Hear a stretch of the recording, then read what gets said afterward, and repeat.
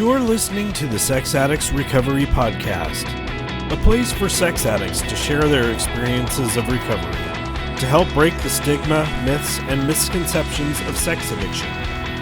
This podcast may contain topics of sexuality, sexual trauma, dysfunction, or other things that may be triggering, so listener discretion is advised.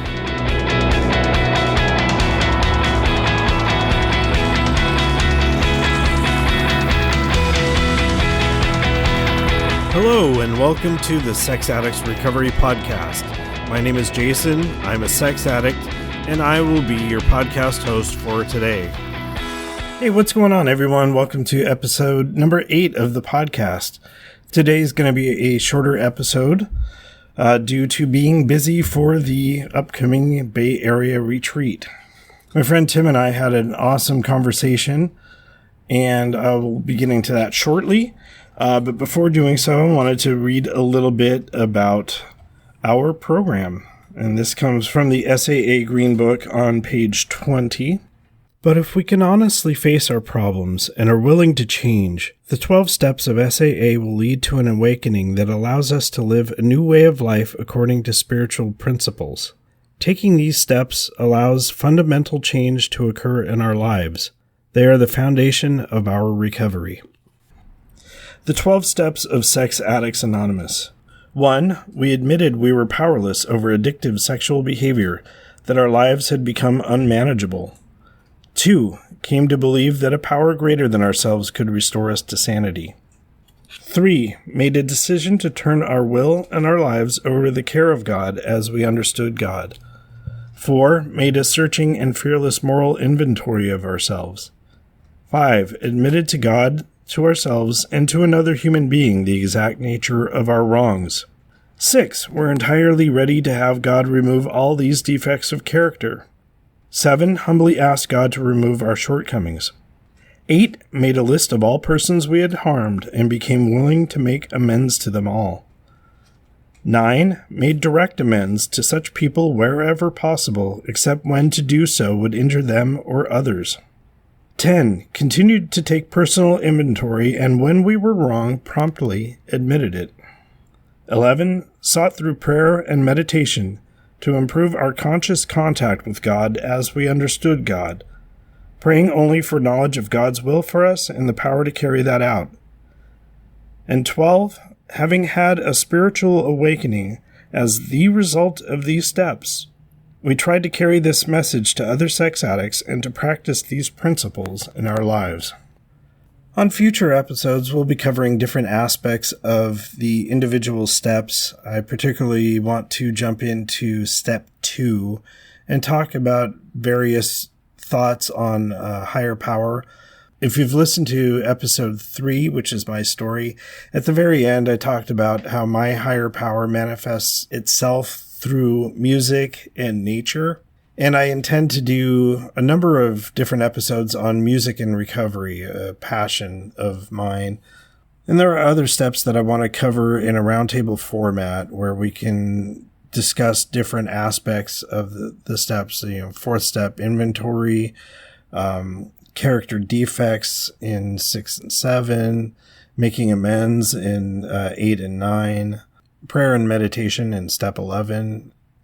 And we've talked about step 12 and step 1, carrying the message to other sex addicts, and with step 1, the powerlessness and unmanageability. And those will be continued to be covered in various episodes. In addition to the 12 steps, I also wanted to read another paragraph from page 22 in Sex Addicts Anonymous, and then a paragraph from Voices of Recovery. This is the last paragraph in the section right before step 1. But the steps are more than a series of exercises. They provide basic principles for living. Most of us find opportunities on a daily basis to apply one or more of the steps to some challenge in our life. And from Voices of Recovery, May 13th, page 134, the last paragraph. Being sexually sober doesn't mean my life will always be smooth and fun. However, I have access to a power greater than me that helps me through difficult moments and shows me how to respond to challenges in new and healthy ways. So this reading, along with the readings out of the Green Book, have a lot to do with the conversation that I had with my friend Tim, which I'll be sharing here in a few minutes, where we discuss acceptance around difficult things in life, like death, dementia, the pandemic, other things that are really difficult in day-to-day life. Using program tools and the steps to help us through those things is so beneficial. And so here's that conversation.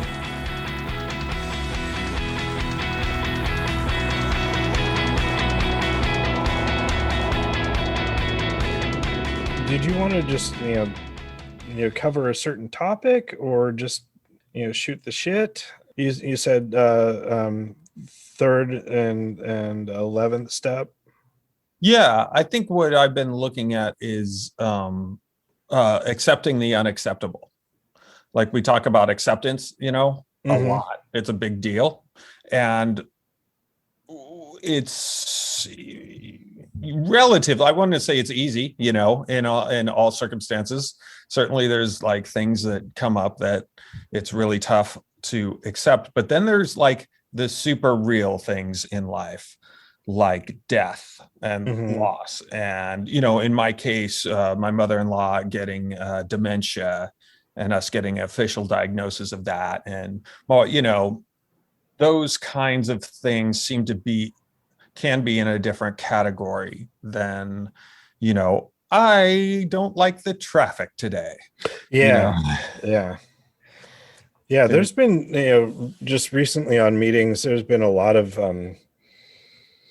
heavy stuff that's happening in people's lives. And, I've been talking with my son about, acceptance and stuff. He's 12, and, I know you have a 12-year-old as well, and as well as a young one.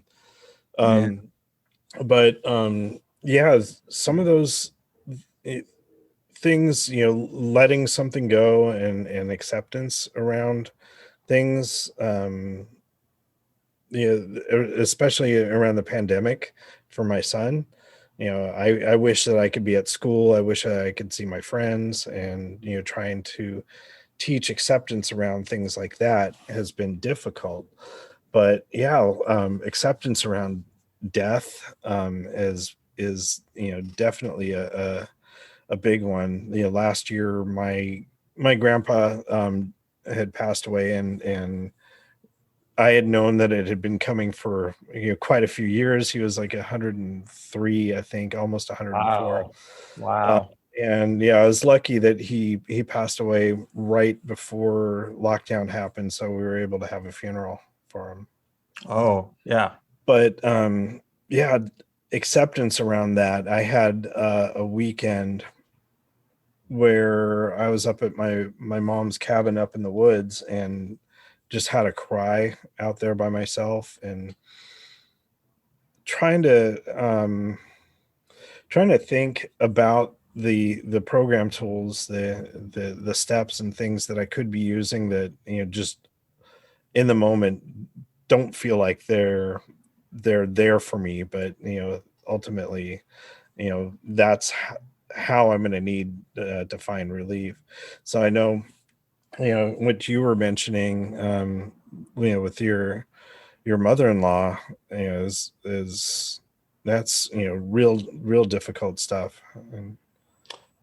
Yeah, I mean, I think it's everybody knows to some degree old age and sickness and death is a reality, right? For most, I don't know anybody who it's not a reality for, but we don't, unless you're confronted with it. It doesn't, we don't like to be sad or down. So, it's fairly easy to push that stuff on the back burner. And then for me, I'm encountering a specific, time in life where I'm confronted with it. I'm watching somebody deteriorate. So it's very real. And what has been coming up for me around that is the sadness and outrage that we kind of live in a culture that we tend to discard old things. We tend to not put a lot of stock into making things better that are on their way out, right? Mm-hmm. And it seems to include people. And this comes from the doctors with poor bedside manner and like, oh well, this is fate and there's no cure, and so good luck with that. And as I went out for a run at 10:30 last night, because I had a lot of energy to do what came to me, because you brought up, how does program tools factor into this? What does that mean when we're confronted with an issue like this? And what came to me is, okay, I need to do something. I need to say something. It doesn't mean that I can control Alzheimer's and cure it, and or that I can make doctors have good bedside manner or any of that. But what it means is, I like to do music. I like to write. So if there's a story that needs to be told, maybe I need to tell it. Yeah. That and we talk about the outer circle a lot, right? And for me, it's like, yeah, I can feel powerless and helpless and so forth, but I don't have to kind of like swallow that and hide. I can protest it and say, no, this is in the case of my mother-in-law, this is a Stanford PhD who is fading away, and all of her hopes and dreams they're fading away, right? And it's happening in real time. But I can catalog that. I can say something about it through art. I can,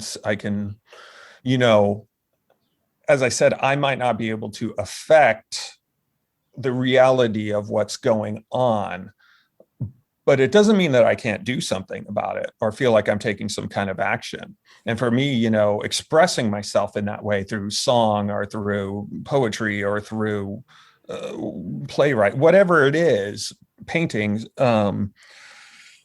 is a lot more healthy than trying to be angry all the time or retreat into my addiction to deal with it, or just plain unplug from reality. Yeah, I was just, when you were mentioning, song, both of us are guitarists, and I'm not as much of a songwriter, but I play to what my mood is, and a lot of times when I am angry and when I am upset with the world, when I am just needing to get out something instead of carrying a resentment or things like that, and using that as justification to go act out with porn, turning to my guitar, throwing on my headphones and playing some loud angry metal just helps get that aggressiveness out. Just recently, I've been, like I mentioned, teaching stuff to my son where he's having a lot of anger issues and not having healthy ways of releasing that. And I've been trying to subliminally give ways of doing a fourth step inventory around it, but just by asking him little questions and Sure. What's making you upset, and what do you think is the your part in it is kind of a hard thing to do, but I ask him questions, and looking at ways healthy ways to release that. And the other day, we were trying to get rid of stuff that we're no longer using in our house, and I had mentioned that I need to break down an old chair that's been broken for years. Would you like to go out in the backyard and help me Mhm. with a hammer and Yeah. and our axe and find a way to release that anger? And you were talking about having that uh, um, extra energy that built up last night and going out for a run, and that's Mhm. doing a healthy activity, something outer circle, something that we can do to relieve stress, anxiety, anger, whatever it may be, in a healthy way. And that's something I'm eternally grateful for this program giving me new tools of dealing with old problems. Oh, certainly. Yeah. That's an excellent, that's right. I'm a sucker for metaphors and stuff like that. So I like to think of it as a carpenter who only owns a hammer and a screwdriver, and I go through and I try to build a house using only those tools, right? Hmm. Because that's the only, in the house that I grew up in, like many houses in our culture, we worship the intellect. It's about having answers and to problems. And yeah, and just getting on that metaphor about the tools is like, um there's not that's not the only answer. That's not the only way to live life, is to believe that there's some intellectual answer for everything. um Sometimes I just don't know. I don't know what the universe has planned for having my family experience this, what we're experiencing. um and so, for me it gets into, well, somehow there's an answer, somehow there's a right way to do it or a wrong way to do it. And so just letting,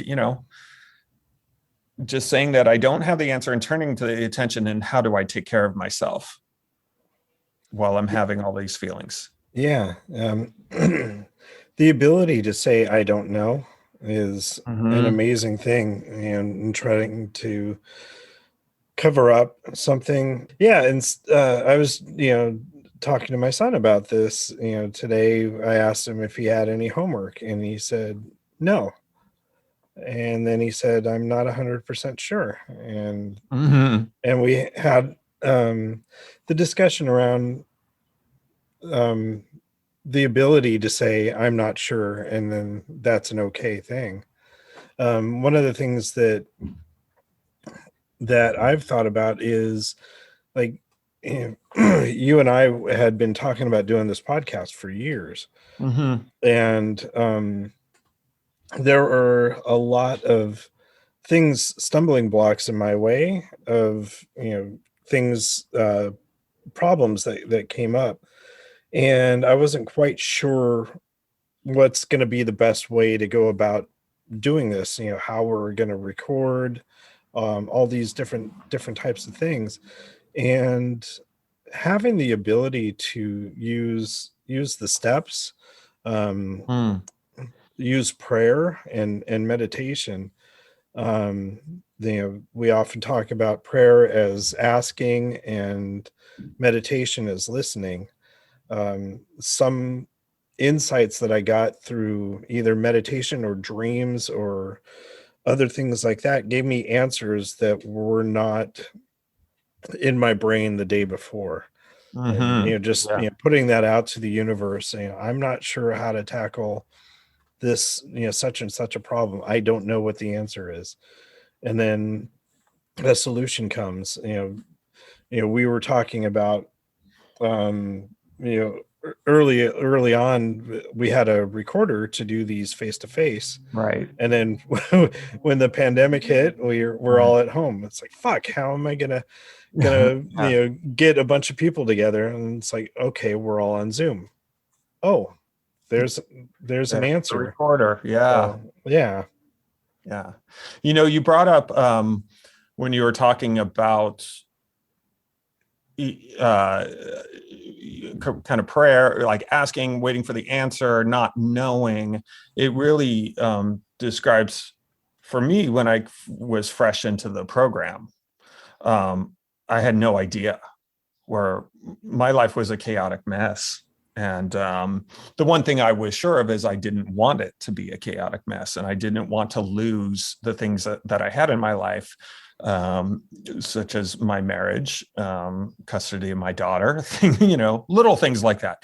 So talk about big things, right, that are really important that, I have to have the answer to. And it was, I think that that's a lot of the reason why I go to program is because I don't know that I've ever been in a meeting where I haven't heard something, Mm-hmm. where I haven't walked away. When I feel relief from being at a meeting, I'm not the one that put that relief there. I showed up and I received something. So I have control from the standpoint of I can show up. I choose, where to go with my body, but I don't choose the messages that I receive, Mm-hmm. in what order and what context and so forth. But I do get them, and I get them consistently every time I show up. Yeah, it's amazing how many times especially I've heard it over the past few weeks.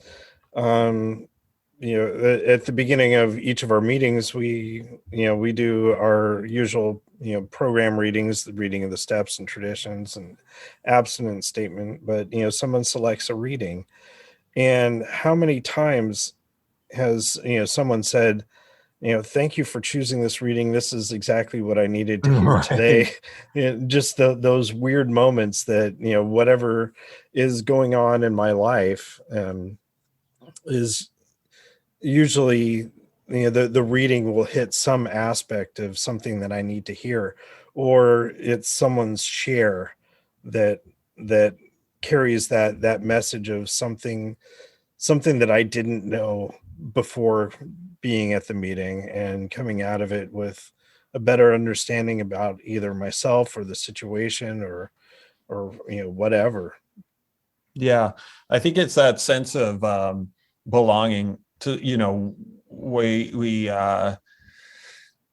we used to say, I was in another program before where we had people brought beverages, and that was a service position in the meetings, and people would say, I'm not showing up just for the cookies and the coffee. I'm showing up because I hear something, I'm part of something. And I and yeah, I mean, it's too much time to put into something if you're not feeling connected to it. There's no Hmm. way, there's no reason to show up to something week after week if it's not speaking to you. And that's something that has driven me back repeatedly. Yeah, one of the things that I've heard from a couple of newcomers at the noon meetings is that this is the first, and it's not just those meetings, but I've heard this over and over. This is the first time that I've been able to share so deeply and intimately with other people, that these secrets that I never thought I would tell anyone else. um Different, whether they be our acting out experiences, our sexual, you know kinks, or things that got us into trouble, or abuse that happened in our past, other things that we're shameful of. But being able to find a community of people that I shared something extremely weird, and to see a bunch of other heads nodding and saying, "Yeah, yeah, I've done that. I agree with that." And it's such an amazing gift that this program has given us, a place to be ourselves. Yeah, I grew up in a household where we didn't talk about heavy things. And so it was shocking actually to show up to my first meeting. And I think somebody mentioned masturbation, and I was like, what? That was something that you teased your friends about in middle school.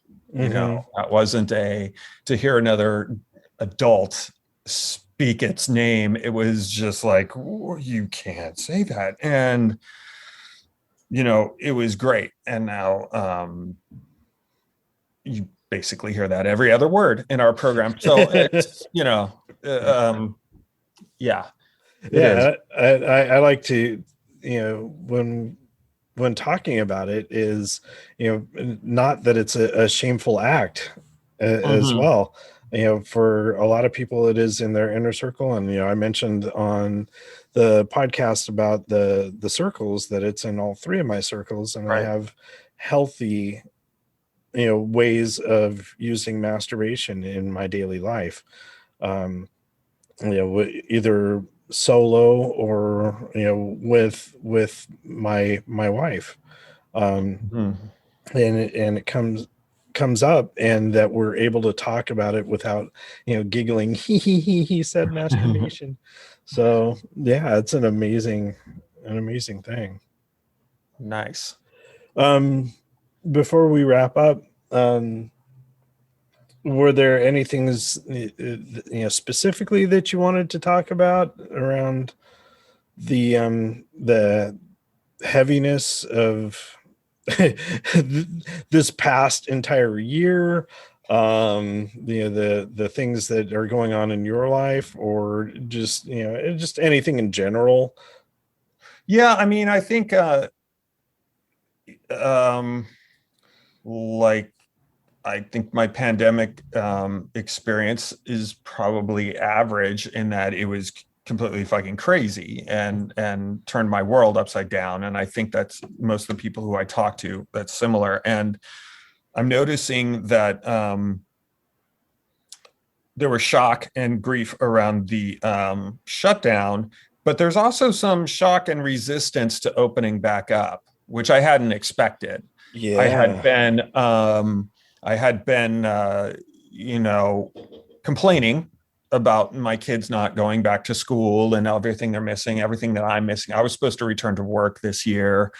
A lot of things got interrupted. And so I was used to focusing on complaining about that. Now that there seems to be some options opening up, my kids might return to school at the end of the month, I feel anxious a bit about that because I don't understand how everything looks and how it works.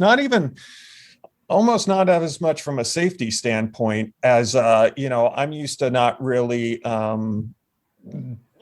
putting, dressing up or interacting with people in the same way. I haven't interacted or, been a personality for as we're called to do in a regular society. So I think I feel some anxiety around that, which feels strange to say. At the same time, a lot of what you were sharing about, like your son saying, I get my son ready for school in the morning and he says, I hate school. I hate, and just, I can't, I want him to love school. I want him to be unfazed by this. I want him to be, of course he could be saying that sentence in a non-pandemic time too, not necessarily tied to this time. So that's another kind of thing to accept that's going on. I can't control his experience. I can't control the way that I want him to experience things. But when you love something the way that you love a child, that's a rugged place to be. Because, yeah. And so, yeah, boy, what a strange year. And what, we've been lucky. My wife kept her job. And so we weren't one of the ones that were facing financial uncertainty. For us, it's been more of a social thing. And also at the same time, caring for a parent that has dementia and has progressively been going downhill, and the access to medical care, it's just not the same as it was pre-pandemic. There were a lot more, they spaced things out more. And so it was harder to get the appointments that we needed. So there was a lot of frustration, I think, this year. But I also think there was a lot of growth. A lot more. I have some different habits now. Meditation is one of them, daily meditation. And probably even more checking in with the program than I had been when I had to drive all over the place.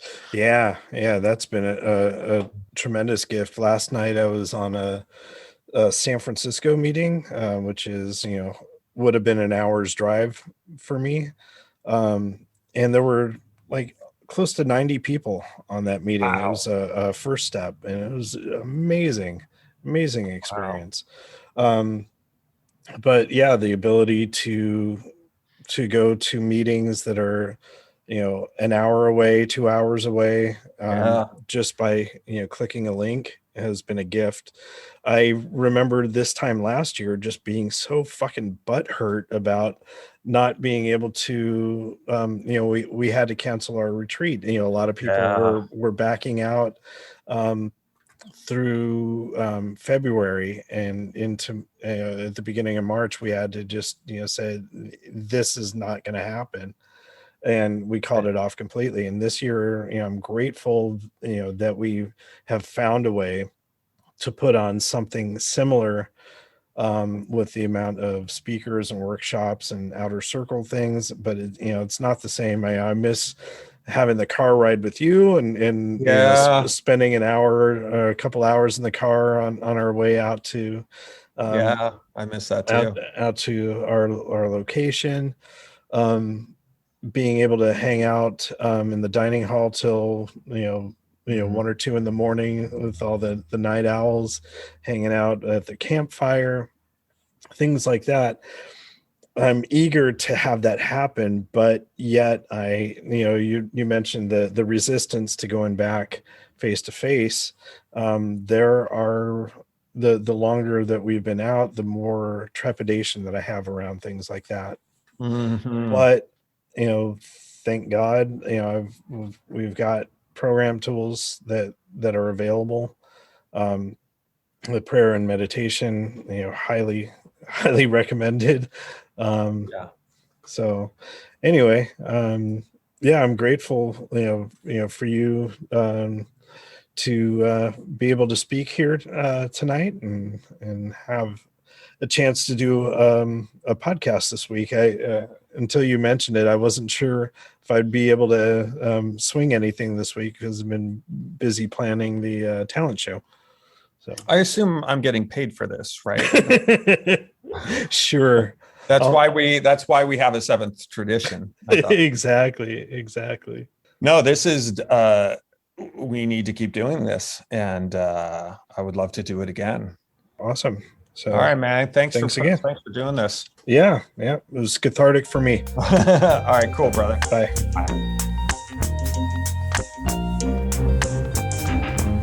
Like I mentioned, as I was saying goodbye to Tim, I thought this conversation was really cathartic for me, and I hope you found something in it. It was a wonderful experience. And with that, I'm just going to round out this episode. If you want to get a hold of us and leave some feedback for the podcast, you can reach us at feedback@sexaddictsrecoverypod.com and let us know if we can read your email on the air. And once again, I thank you for listening and keep coming back. The views and opinions contained in the Sex Addicts Recovery Podcast are those of the participants and do not necessarily reflect those of the Bay Area Intergroup or the ISO of SAA.